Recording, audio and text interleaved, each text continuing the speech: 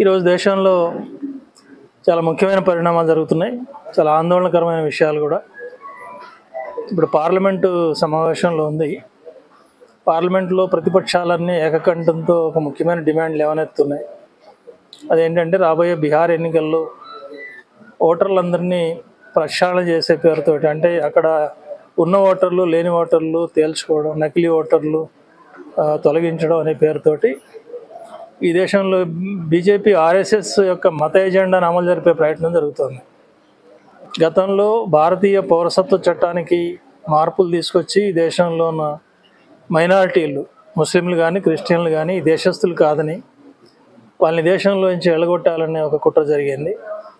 దేశవ్యాప్తంగా చాలా పెద్ద ఎత్తున ఆందోళన చెలరేగడంతో తాత్కాలికంగా అది ఆగిపోయినా మళ్ళీ ఇప్పుడు ఎలక్షన్ కమిషన్ ఆధ్వర్యంలో జరుగుతున్న ఓటర్ల సవరణ పేరుతో అది తిరిగి రంగంలోకి వస్తుంది.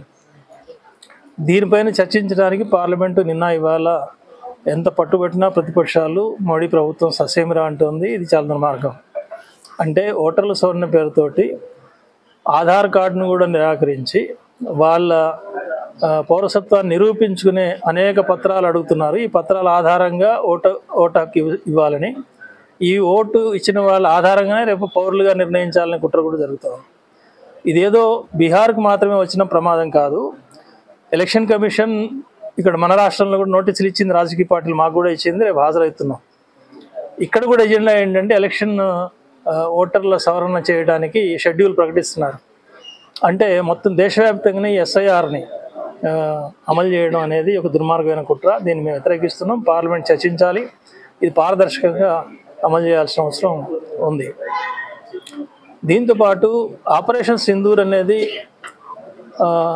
పాకిస్తాన్ ఇండియా మధ్య వచ్చిన సమస్యగా, పాకిస్తాన్ యుద్ధం వచ్చినట్టుగా, యుద్ధంలో ఇండియా ఘన విజయాలు సాధించినట్టుగా ఎన్నెన్నో గొప్పలు చెప్తున్నారు. సరే, ఆ గొప్పల సంగతి అట్లా ఉంచి వాస్తవంగా ఆపరేషన్ సింధూర్లో జరిగింది ఏంటి, హిందూ ముస్లింల మధ్య తగాదా పెంచడానికి బీజేపీ ఆర్ఎస్ఎస్ కూడా ఏ రకంగా ప్రయత్నం చేస్తున్నాయి అనేది చాలా స్పష్టమైన ఆధారాలు ఉన్నాయి. దానికి సంబంధించి కూడా పార్లమెంట్లో చర్చ జరగాలని పట్టుబడుతున్నాం. అది కూడా ఇంతవరకు మోడీ ప్రభుత్వం తేల్చడం లేదు. అట్లాగే దేశంలో ఉన్నటువంటి అనేక ముఖ్యమైన ఇతర సమస్యల పరిష్కారం కోసం కూడా మోడీ ప్రభుత్వం సరిగా స్పందించట్లేదు.